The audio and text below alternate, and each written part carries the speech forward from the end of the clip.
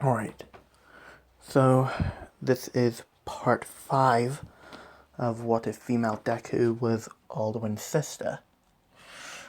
So, we'll pick up where we left off, with the League of Villains retreating, as just before All Might showed up, Parsnix and Alduin had left,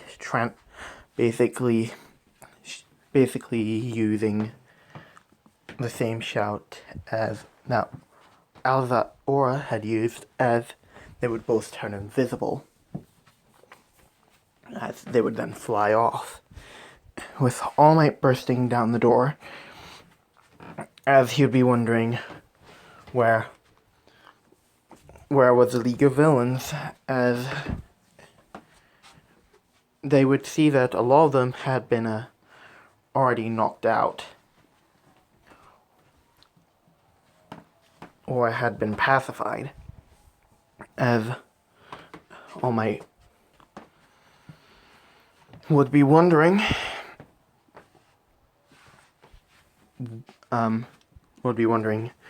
how did this happen, as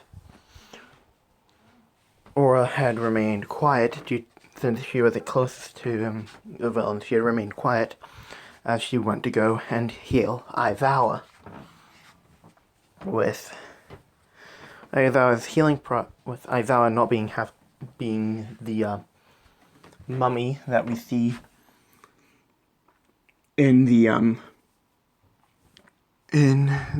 canon timeline, since he was healed. As then at the next day, Aizawa would come in and tell the students that they all have 2 weeks off, I believe it was. Yeah, 2 weeks off, as they would be training for as Alizai would be helping Kirishima training in the Way of the Voice, and to help with his normal quirk, as while they're out in the clearing, Aura tells Kirishima to throw a punch at her, as Kirishima would ask if she's sure about this, as Aura would respond with, "Yes, fine, just do it," as Kirishima would go to throw a punch, as sparks would fly from where Kirishima would have punched, as he would have shook his hand in pain, asking what did he just hit, as she would say that is the spell known as Ebony Flesh, as Kirishima asks what is Ebony Flesh, as she tells them that Ebony Flesh is a spell that increases one's body's durability to the same level as ebony armor, with Kirishima asking what is ebony armor, as Aura would ask Kirishima that he knows about the Black Knight, right? As Kirishima would say, "Oh yeah, that very strong knight that couldn't be beaten in combat, right?" As she would respond with, "Yep." And his armor was made out of ebony, which is why he couldn't be beaten, because the armor was also given the name of the god's blood, because it was created from it. And I'm just saying, this is actually the canon explanation for why Ebony Ore exists in the Elder Scrolls franchise. This is actual canon lore. As Kirishima would ask where can he get a set like that, as she would say that it's quite difficult, but there is still some ebony ore at the top of Mount Fuji. as she would say that she'll get some for him at some time and make the armor for him. With Kirishima agreeing to this, as Aurora would say, we should probably get back to training then.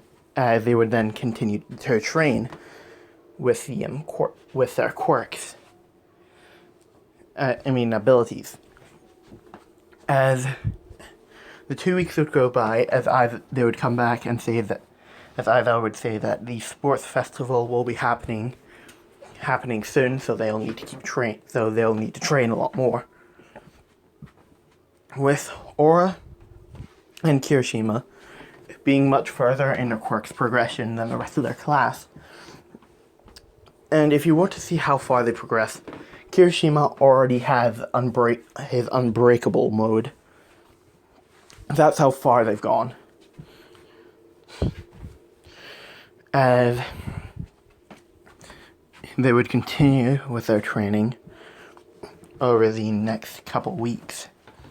As next week, as the sports festival would roll around, with them headed to the stadium, as all the other classes are called out, and finally Class 1A is called out, with Kirishima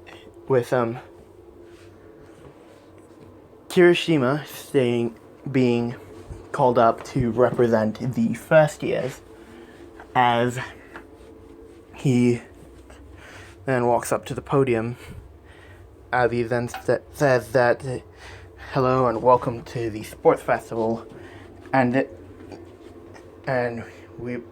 today we'll be showing you our best and how all of us can become true heroes if we try hard enough.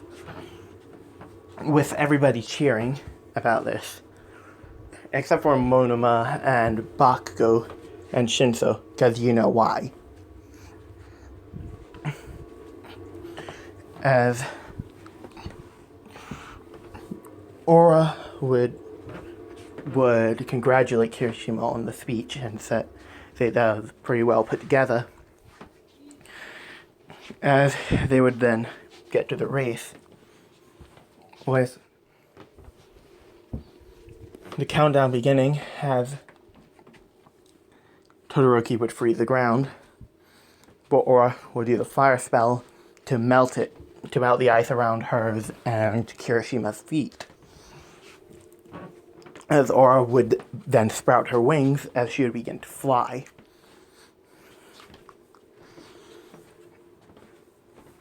As she's currently flying at top speeds right now. As she's actually keeping up with Todoroki and Bakugo. With Aura eventually gaining the lead as they get to the robots. Aura uses an ice spike that she generated from her hand, as she would send it right into the zero pointer, as the zero pointer would immediately freeze over. As she would then fly past all the others. As eventually they would then get to the canyon, and everybody gets past the zero pointers as they did in canon. As Aura would then get to the canyon, which she easily flies over, with everybody else going through the canyon as they did. And with her finally getting to the minefield, with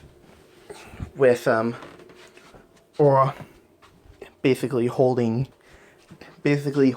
like a fireball in her hand, as she would sort of like let it roll off, as the fireball would fall onto the ground, as it would explode, as all the mines would then explode as well, basically blocking anybody from continuing any further. As due to the, not due to the fact that the ground was just gone, it was due to the fact that there was a lot of smoke in the way, so not that many people could get through it. As Todoroki and Bakugo would charge through, with Aura immediately tucking her wings in, as she'd go for a dive bomb through the gate and arrive in first place. As we then get to the cavalry battle with Aura having the 1 million point headband, as Kirishima would join up with Aura along with I'll say Jiro and Mina, as Aura would be the rider, as then she would be wearing the 1 million point headband around her head like Izuku did in canon, as they then begin the cavalry battle with Aura using her ice and fire spells to keep everyone at bay, as Endeavor would be watching over this and take note that her quirk is quite similar to Todoroki, and he begins to plan something. And if you're wondering what that plan thing is, he's planning to have an arranged marriage with Aura Crestfallen and Shoto, so that he can produce a grandson that will be a lot stronger. And as we all know, that's never going to happen. As Aura would continue to keep everyone at bay, along with Mina and Jiro, as Todoroki would get pretty close, but Aura would then become ethereal, as Todoroki's hand would go right through her and not touch the headband. Because she was wearing the headband, that also went invisible and non-corporeal. So Todoroki's hand completely missed it. As she would become invisible again, with Todoroki seeing this, as he'd begin to use his ice to try and get his team to fall off or lose balance, with Fuyu basically stopping that with Storm Call, which struck the ice, as she had then used Clear Skies to clear up the clouds. With Todoroki's left side beginning to spark up, as he would immediately shut that down. As Fuyu's team would last until the time is up, to where they are in first place. Todoroki's team is in second, and Bakugo's team is in third. And every other team came as they did in canon, with them moving into the final, which is the tournament. And that is where I'm going to leave this part off. I do hope you guys enjoyed this. And later today, I will upload another part to Ice Dragon. And in that Ice Dragon video, I will reveal the plan I have for these images. So until then, I will see you guys later.